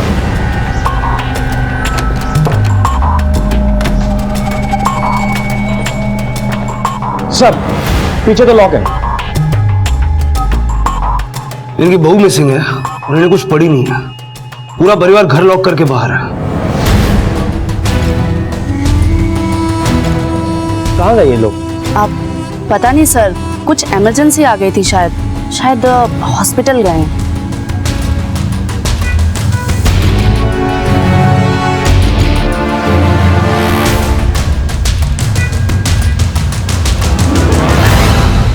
साहब वो बुलबुल के यूं गायब होने का दर्द मेरा बेटा सह नहीं पाया और उसने अपने आप को मारने की कोशिश की। मेरे माँ से बड़ी झूठी इस दुनिया में ढूंढने पे भी नहीं मिलेगी। जब तक हमें ये बात का पता चलता वो अपनी नसें काट चुका था सर। बहुत खून बह गया। उसने तो पहले से खाना पीना छोड़ के रखा है। अगर बुलबुल नहीं मिली तो पता नहीं क्या होगा मेरे बेटे का। आपके बेटे के साथ हम होश में आने के बाद बात करेंगे। फिलहाल हमें आपके बड़े बेटे पुष्कर की तलाश है। पुष्कर? पर साहब उसका इस सब से क्या लेना देना? लेना देना है, बुलबुल के गायब होने से भी और उस पार्लर वाली लड़की के मर्डर से भी। वो पुष्कर हमारे साथ नहीं रहता साहब। क्यों? सर वो करीब 10 दिन पहले पुष्कर घर छोड़ के चला गया था बुलबुल की वजह से। सारे लोग सुन लो, सबके सब सुन लो कान खोल के। जब तक ये लड़की इस घर में है तब तक कोई मेरा चेहरा नहीं देखेगा। और जेठ जी, मैं तो इस घर को छोड़ के कहीं जाने वाली हूं नहीं, तो अब आप देख लीजिए आपको क्या करना है। दिखाऊंगा तो मैं तुझे अच्छे से दिखाऊंगा। किस बात को लेकर इतना नाराज था पुष्कर? सर उसे पीने की लत लग गई थी और बुलबुल ने घर पे पीने से उसे साफ मना कर दिया था। अब कहाँ रहता पुष्कर? तो वो अपने एक दोस्त के साथ विनोद नगर में। लेकिन सर वो घर पे नहीं मिलेगा आपको, सारा दिन दारू के अड्डे पे ही पड़ा रहता है। सर कहीं पुष्कर और नैन्सी के बीच में कोई चक्कर तो नहीं था? दोनों को फोन रिकॉर्ड्स मिलते हैं। कहीं ऐसा तो नहीं कि दोनों के बीच में अनबन हुई और बुलबुल बीच में फंस गई है? ऐसा हो सकता है कि उस रात नैन्सी के बारे में बुलबुल ही हो। अब ये सब तो पुष्कर से मिलकर ही पता चलेगा।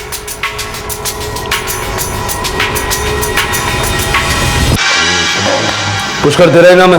अरे बाप ने तो यही रखा है आपको। मेरे नाम से आपको क्या काम? तेरी चढ़ी हुई थोड़ी शराब उतारनी है, फिर थोड़ी गपशप करनी है नैन्सी और बुलबुल के बारे में। किसका नाम ले लिया साहब? नशा पानी हो गया, मेरे को ना वापस पीना पड़ेगा। रख। बुलबुल गायब है।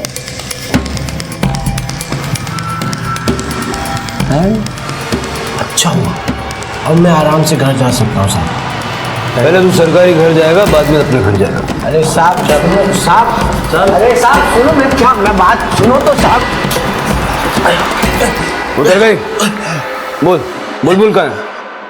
सर मैं नहीं जानता वो कहाँ है। अच्छा, और नैन्सी? उससे तो तेरी बड़ी गहरी दोस्ती थी। नैन्सी? कौन नैन्सी साहब? मैं किसी नैन्सी को नहीं जानता।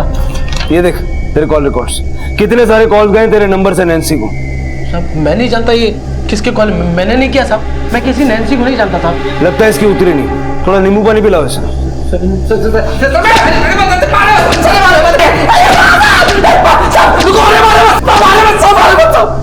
मैं नहीं जानता साहब कि मेरे फोन से उसको कॉल कैसे गया साहब। मैं नहीं जानता किसी नैन्सी को, मैंने किसी नैन्सी को कोई कॉल नहीं किया साहब। मान लेता हूँ कि ये सारे कॉल्स अपने आप गए। ये बता बुलबुल से तेरी क्या प्रॉब्लम थी? सर वो नासूर थी, हमेशा मुझे परेशान किया करती थी। तू क्या कर रही है? तू कर क्या रही है? हिम्मत कैसे फिर बोतल चुहिया जैसी है उतनी ही रहना, वरना मसल के रख दूंगा तुझे। जेठ जी, कद में छोटी हूँ, हिम्मत में नहीं, और मैं डरने वालों में से नहीं हूँ। और अगर जहर पीना ही है ना तो एक ही दिन पी लीजिए, ये रोज रोज पीने का तमाशा क्यों? मेरे रहते हुए नहीं, सब नहीं चलेगा। साहब मुझे शराब की लत है और वो मुझसे नहीं छूट सकती साहब, मैं बहुत आगे निकल चुका हूँ। साहब मैं एक सच बताता हूँ, बुलबुल को और किसी भी नैन्सी को मैंने कुछ भी नहीं किया साहब, कुछ भी नहीं किया। सर ये पुष्कर झूठ बोल रहा है, कॉल रिकॉर्ड कैसे गलत हो सकते हैं? बुलबुल से नफरत करने की वजह थी इसके पास। हो सकता है नैन्सी से कुछ पंगा हुआ हो और नैन्सी को ठिकाने लगाते वक्त बुलबुल वहां आ गई हो।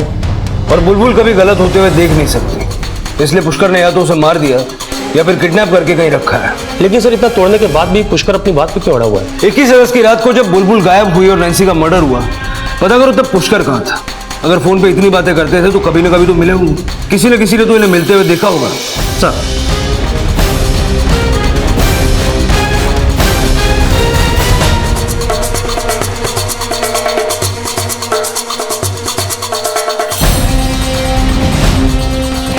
सर हमने सब जगह देखा, नैन्सी के जानने वालों से और नैन्सी के आस पड़ोस के लोगों से, किसी ने भी नैन्सी के साथ पुष्कर को नहीं देखा। इनफैक्ट 12 अगस्त के बाद जिस दिन पुष्कर ने घर छोड़ा उस दिन के बाद से वो अपने गली में नजर तक नहीं आया। और कुछ? हाँ सर, पार्लर की लड़कियों से मैंने पूछताछ की तो पता चला कि नैन्सी पे कोई छुप छुप के नजर रख रहा था।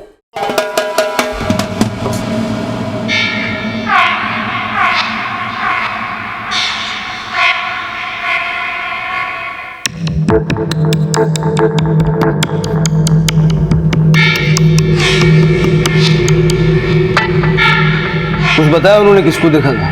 मनीष को। मनीष? हाँ सर,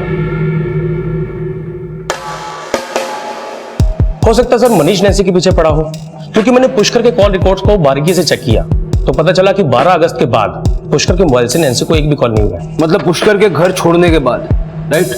हाँ सर, लेकिन उससे पहले पुष्कर और नैन्सी के बीच में रेगुलर बातें होती थी, लगभग रोज। लेकिन सर 9 तारीख को भी पुष्कर के मोबाइल से नैन्सी को एक भी कॉल नहीं गया है, और मैंने पता किया तो पुष्कर उस दिन घर से बाहर था। मतलब तुम बोलना चाह रहे हो कि पुष्कर के फोन से नैन्सी को ये सारे कॉल्स चोरी छुप के मनीष करता था? सर भला मैं क्यों नैन्सी जी को कॉल करूंगा? मैं तो उन्हें जानता तक नहीं। मैं तो घर से बाहर भी तभी जाता हूँ जब मुझे कुछ खरीदना होता है अपने सासू माँ और पत्नी की मदद के लिए। भला मैं क्यों ब्यूटी पार्लर की लड़कियों को देखूंगा? सर ये ब्यूटी पार्लर की जो लड़कियां होती है ना, छछोरी होती है, 1 नंबर की छछोरी। मेरे पति ने कुछ नहीं किया होगा, जरूर उस नैन्सी ने उन्हें फोन किया होगा। लेकिन फोन तो दोनों तरफ से हो रहे थे। हाँ तो हुआ होगा, लेकिन मैं बस इतना जानती हूँ कि मनीष ऐसा कर ही नहीं सकता। वो तो मुझ पे लट्टू है, दुनिया जान के उसे सुध कहाँ है सर। अगर पार्लर वाली लड़कियों को देखना पसंद नहीं है तो नैन्सी को छुप छुप के क्यों देखते थे? कई लोगों ने देखा है तुम्हें। मनीष सच बोलना, आई विटनेसेस हैं हमारे पास। नैन्सी के मर्डर से तुम्हारा कनेक्शन साबित करने में हमें ज्यादा वक्त नहीं लगेगा। सर मैं क्यों डरूं जब मैंने कुछ किया ही नहीं है? दामाद जी, अरे नहीं नहीं सर, कैसी बात कर रहे हैं आप? वो तो किसी लड़की की तरफ आंख उठाकर भी नहीं देख सकते। ये पार्लर वाली लड़कियों की बातों में मत आइए आप कहना क्या चाहती हैं? क्या नैन्सी बुरी लड़की थी? नहीं पुलिस अंकल, नैन्सी दीदी को कुछ मत बोलिए, उनकी वजह से मेरे को रोज गोला खाने को मिलता था। गोला कैसे बेटा? अरे पापा दिलाते थे। पापा गोला? वो उनके घर के बाजू में ना एक गोला वाला है, मस्त मजेदार गोला बनाता है, लाल कलर का रहता है, वो इतना अच्छा रहता है। आप भी चलो, आपको भी खिलाऊंगा। हाँ सर, मैं मानता हूँ कि मैं नैन्सी जी को ताड़ता था, वो मुझे खूबसूरत लगी थी, पर मैंने उनके साथ कोई बात नहीं की। माँ की कसम, मेरे लिए तो मेरी पत्नी ही सब कुछ है। और बुलबुल? बुलबुल से तुम्हारा रिश्ता कैसा था? उससे कभी कोई लड़ाई झगड़ा या अनबन? नहीं सर, बुलबुल जी का व्यवहार तो बहुत अच्छा था, वो तो मेरे बच्चों का भी ख्याल रखती थी। 21 अगस्त को जब बुलबुल गायब हुई और नैन्सी का मर्डर हुआ, तुम कहाँ था? 21 अगस्त शनिवार का दिन था। शनिवार का दिन मेरे लिए स्पेशल डे होता है। मतलब मैं हर शनिवार की शाम को मैं एक मस्त मालिश करवाता हूँ और शाम को फिर घर जाता हूँ इस उम्मीद में कि खूब रोमांस करूंगा अपनी पत्नी स्वीटी जी के साथ।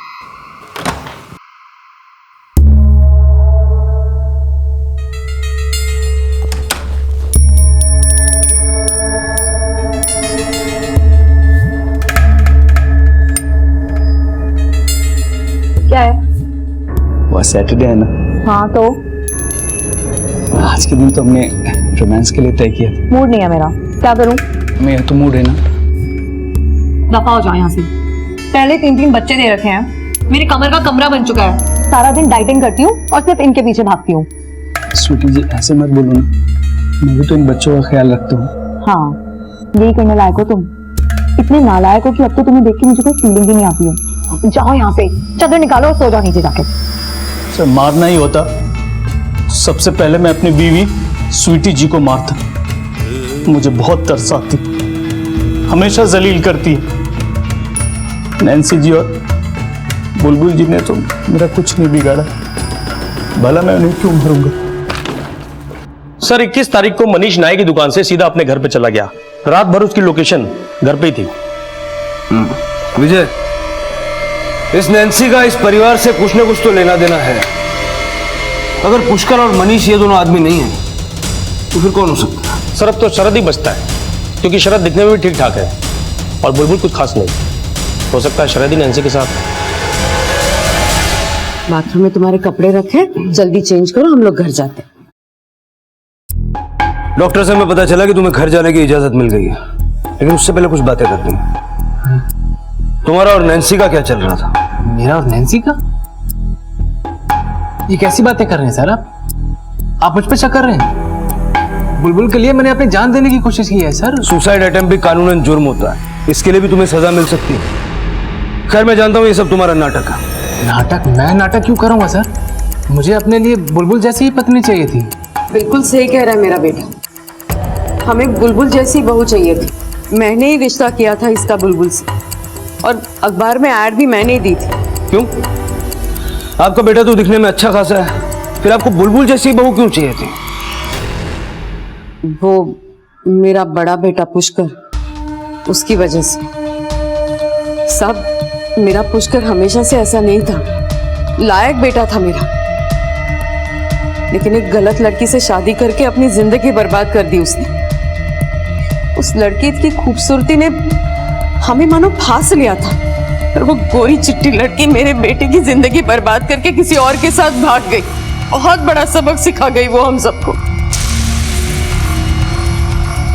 और तब मैंने तय किया कि अपने शरद की शादी मैं किसी सीधी सादी साधारण दिखने वाली लड़की से करूंगी। शरद को भी मेरा फैसला मंजूर था। शरद ने अपने बड़े भाई की हालत देखी थी और इसीलिए बुलबुल से इसकी शादी की थी। सर कहीं ऐसा तो नहीं कि शादी शरद की मर्जी से नहीं हुई थी? ऐसा क्यों लगता है? बड़ी नौटंकी फैमिली है सर, कोई सच नहीं बोलता। हो सकता है बुलबुल से शादी का फैसला माँ का और बेटा खुश ना हो और नैन्सी के साथ अफेयर कर बैठा, और जब बुलबुल को नैन्सी के अफेयर का पता चला तो उसने जलन के मारे नैन्सी को मार दिया और कहीं भाग गई। विजय, मुझे एक थियरी बहुत खिंची खिंची लगती है, क्योंकि अब तक हमारे पास इसका कोई प्रूफ नहीं है। जिस रात नैन्सी का खून हुआ उस रात शरद के मोबाइल का लोकेशन उसके घर का ही था। सर हो सकता है वो अपने भाई पुष्कर का फोन यूज कर रहा हो, क्योंकि वो तो शराब पीने में डूबा रहता है और उसे क्या पता कौन उसके फोन के साथ क्या कर रहा है। और सर पुष्कर के फोन से नैन्सी को फोन और मैसेजिंग दोनों हुए, और अगर पुष्कर सच बोल रहा है तो फिर इसके पीछे किसका हाथ होगा? एक काम करो, मोबाइल कंपनी से दोनों फोन के बीच हुआ सारा कम्युनिकेशन निकलवाओ। सर हेलो, ठीक है सर। विक्की, स्वीटी और मनीष का बेटा, उसको किसी ने उठा लिया, वो गायब है। सर मैं हर रोज की तरह 2 बजे स्कूल गया था विक्की को लेने, लेकिन वो था ही नहीं वहां पे। सर मैंने उसे हर जगह ढूंढा, लेकिन वो कहीं नहीं मिला। टीचर से पूछा, गार्ड से पूछा, लेकिन पता नहीं वो कहाँ गुम हो गया। सर प्लीज उसे ढूंढ लीजिए सर, प्लीज। सर स्कूल से सीसीटीवी फुटेज आ गया।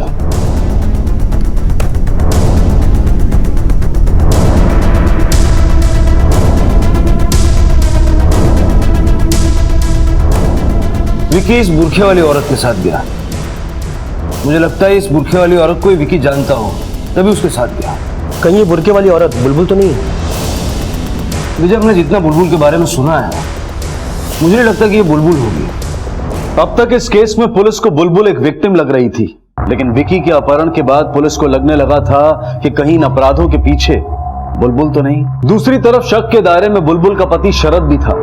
वैसे परिवार का हर सदस्य शक के दायरे में था, लेकिन बड़ा सवाल यह था कि बुलबुल थी कहां।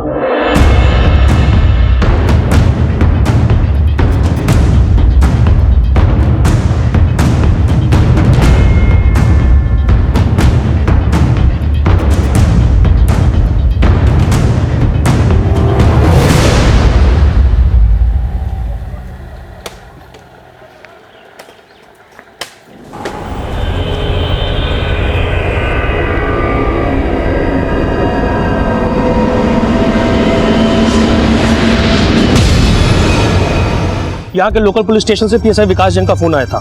उन्हें एक डेड बॉडी मिली है जो बुलबुल की फोटो से मैच करती। मैंने शिनाख्त की तो बॉडी बुलबुल की है सर, ये देखिए। बॉडी पे कहीं चोट के निशान भी नहीं है, एक्सेप्ट ये स्ट्रैंगुलेशन मार्क्स। लगता है इसे गला घोंट के मार दिया गया। बॉडी को पोस्टमार्टम के लिए भेजो।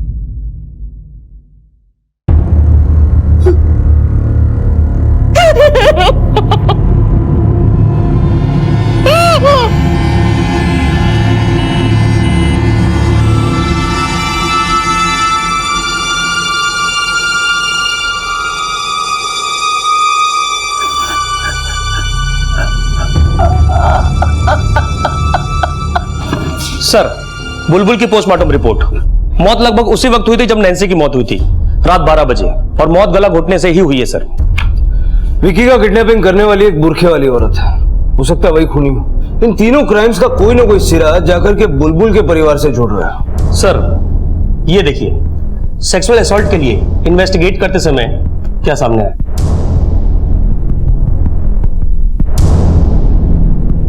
तुम अपनी बीवी से बहुत प्यार करते थे, लेकिन शादी के 6 महीने बाद भी तुम्हारे उससे शारीरिक संबंध नहीं थे। ऐसा क्यों? मेडिकल रिपोर्ट के हिसाब से वो वर्जिन है। तो उससे क्या साबित होता है सर? लेकिन जो मैं अब सुनाने जा रहा हूं उसको जरा गौर से सुनना। नैन्सी, तुम्हें पता है बहुत मिस करता हूं तुम्हें। फिर कब मिलोगी? याद आया या और याद दिलाएं? सर, मैं करता था मैसेज सर, मैसेज करता था, कॉल भी करता था उसको।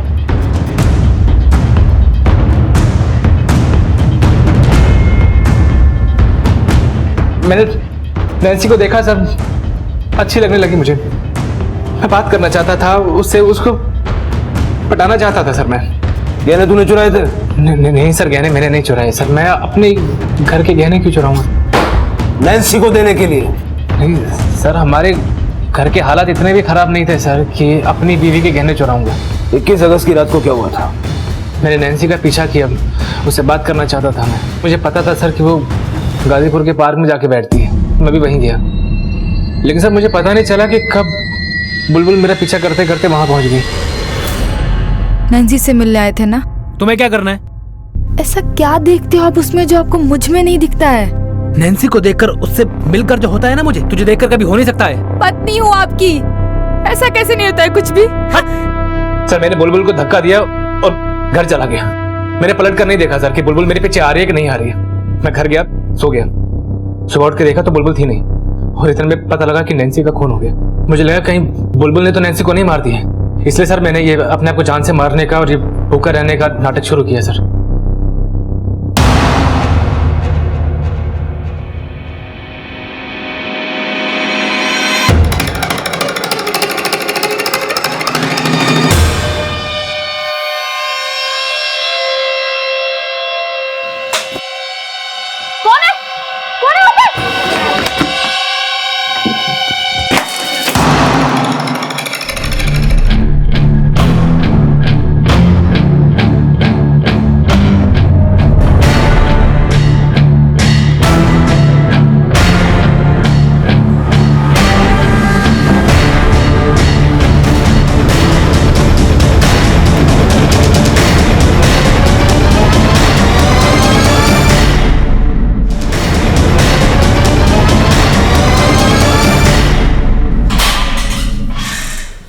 अपनी बहन के कमरे में चोरी छुपे क्यों घुसा था?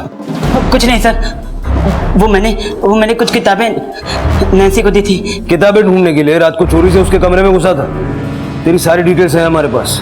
21 तारीख को जब नैन्सी का मर्डर हुआ तू भी वहीं था। ये तेरे कॉल डिटेल्स सब सच बोल चुके हैं, तू भी सच बोल दे वरना। बताता हूँ। उसके पास वो गहने थे जो शरद ने उसको दिए थे। बुलबुल के गहने? हाँ वही। हाँ सर, मैंने ही बुलबुल के गहने चुराए थे और नैन्सी को दिए थे। तो पहले झूठ के बोला? अपने आप को बचाना चाह रहा था सर। लेकिन शरद बुलबुल के गहने नैन्सी को क्यों देगा? साहब, वो मैंने ही नैन्सी को इस रास्ते पर डाला कि आदमी को कोल्लू बना के पैसे ऐड। खूबसूरत थी वो, मुझे लगा कि शरद को उल्लू बना के वो सारे गहने ले लेगी। उस रात मैं वो गहने ही लेने गया था उससे। गहने दे चल। पर जब मैंने उससे गहने मांगे तो उसने मुझे गहने देने से मना कर दिया, कहने लगी बुलबुल अच्छी लड़की है, उसको धोखा ही नहीं सकती, इसलिए उसने शरत से गहने नहीं लिए। मुझे लगा झूठ बोल रही है। मैंने उसके बैग में भी चेक किया और उसके बैग में गहने नहीं थे।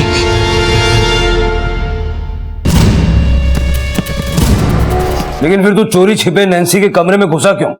सर, नैन्सी जिम्मी के साथ उसी घर में रहती थी। मुझे लगा कि नैन्सी ने घर में ही गहने छुपा के रखे हैं, इसीलिए वहां जाता था।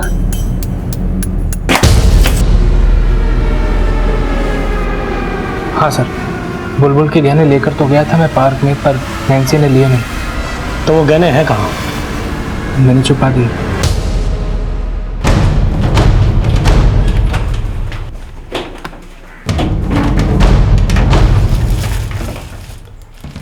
तूने बुलबुल को क्यों मारा?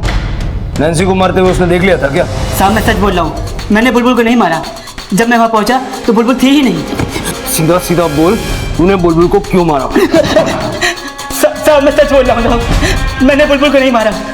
नैन्सी को मार के वहां से भाग गया। मैंने बुलबुल को नहीं मारा था। नहीं मारा मैंने बुलबुल को। सर कसम से कह रहा हूं, मैंने बुलबुल को नहीं मारा सर। मैं उस रात घर लौटा आया था, नहीं मारा सर मैंने बुलबुल को। सर, सराय रोहिला स्टेशन से विक्की की एक लीड मिली है। वहां आजाद रोड पर उसे एक बुर्की वाली औरत के साथ देखा गया है और लोकल पुलिस तलाश कर रही है।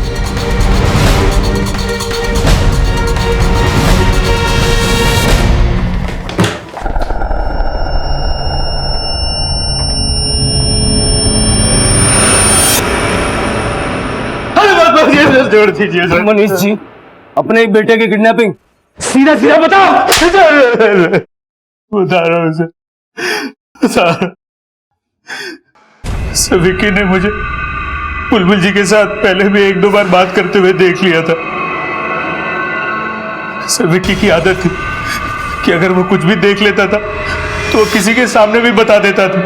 सर, मैं डर गया था कि अगर इन्वेस्टिगेशन के दौरान उसने आप लोगों को सब कुछ बता दिया तो आप लोगों का शक मुझ पर जाएगा। और बुलबुल, उसके साथ क्या किया तूने? कुछ नहीं किया सर। दरअसल मेरी पत्नी अपने पास मुझे पटकते नहीं देती थी। बुलबुल जी का पति भी उसे बहुत धुतकारता था। मुझे लगा कि बुलबुल जी को पटा लेता हूं तो एक दूसरे के साथ खुश रहेंगे। सर जी, जब मैं उस रात दरवाजा बंद करने के लिए गया तो मैंने बुलबुल जी को जाते हुए देखा। मुझे लगा कि ये सही मौका है, अकेले में मैं अपने दिल की बात उन्हें बता दूंगा। बुलबुल जी, आप ठीक तो है ना? हाँ, मैं ठीक हूँ। मुझे आपकी बहुत चिंता हो रही है। देखिए मनीष जी, मैं ठीक हूँ और अभी किसी से कोई बात नहीं करना चाहती। आपका दर्द समझ सकता हूँ, मैं भी कुछ ऐसा ही दर्द बर्दाश्त कर रहा हूँ। मनीष जी, आप मेरे नंदोई हैं, इसलिए आपने हाथ नहीं उठाया। अगर दोबारा ऐसी हरकत की ना, मुझसे बुरा कोई नहीं होगा, याद रखिएगा आप। मेरी बीवी तो हमेशा मेरी बेइज्जती करती थी, फिर उस रात जब बुलबुल जी ने मेरी बेइज्जती की तो मेरे तन बदन में आग लग गई थी। मुझे कुछ समझ में नहीं आ रहा था कि मैं क्या करूं। फिर झट से मैंने उसकी लाश अपनी गाड़ी में डालकर मधु विहार ले गया, वहीं एक नाले में उसकी लाश को फेंक दिया। तुम पर अपने बेटे की किडनैपिंग और बुलबुल की हत्या का चार्ज लगेगा। सैटरडे की मालिश अब जेल में करवाना।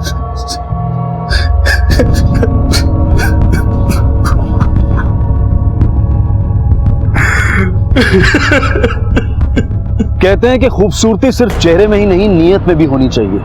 जिस इंसान की नीयत बदसूरत होती है वो इंसान बदसूरत ही होता है। फिर चाहे उसके चेहरे का रंग कुछ भी हो, दिल काला ही होता है।